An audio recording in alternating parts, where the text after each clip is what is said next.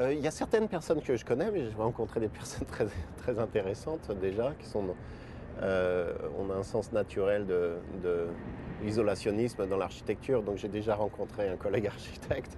Euh, mais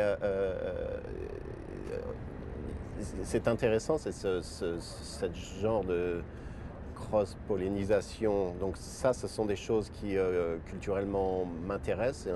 C'est probablement un travers assez important dans la culture américaine, c'est d'essayer de voir latéralement ce qui se passe pour essayer de comprendre un petit peu mieux ce qui peut se passer dans notre propre domaine verticalement.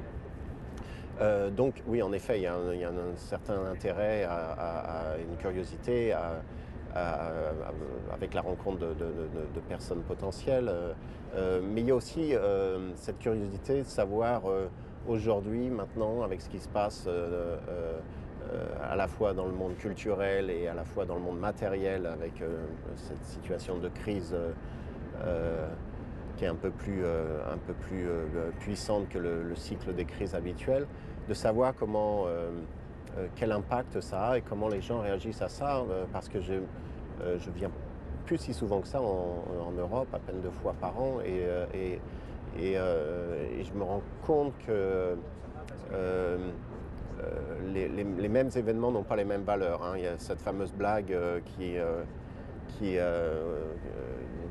dont on m'a expliqué une fois qu'il y a une calligraphie chinoise où le mot récession ou crise économique, on utilise même le même caractère en chinois pour le mot opportunité.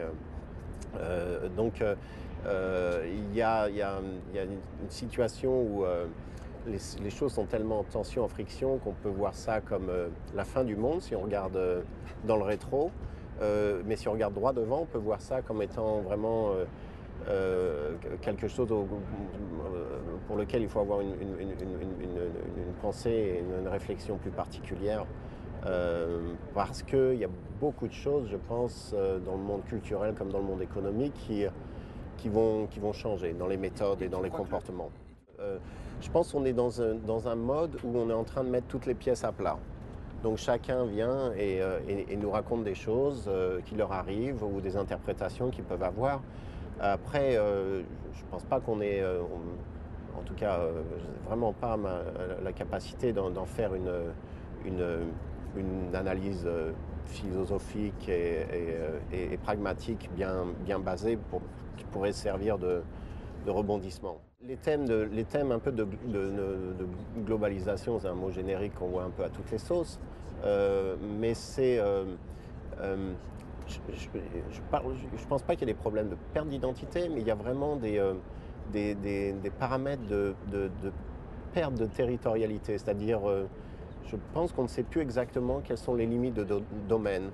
En tant qu'architecte, avant, architecte c'était une chose très particulière. On faisait des beaux bâtiments si possible, en temps et dans le budget, où on avait des réflexions, des projets pratiques sur l'urbanisme. Maintenant, il y a des architectes qui font des bouts de films, qui font beaucoup de théories, qui font beaucoup de spéculations, d'hypothèses. Donc les domaines s'étalent un peu, leur territorialité physique font un peu tache d'huile, et c'est pareil dans tous les domaines. Et donc c'est assez intéressant de se retrouver avec des gens qui sont dans ces franges, dans ces zones, you say buffers, dans ces zones mitigées et ambiguës.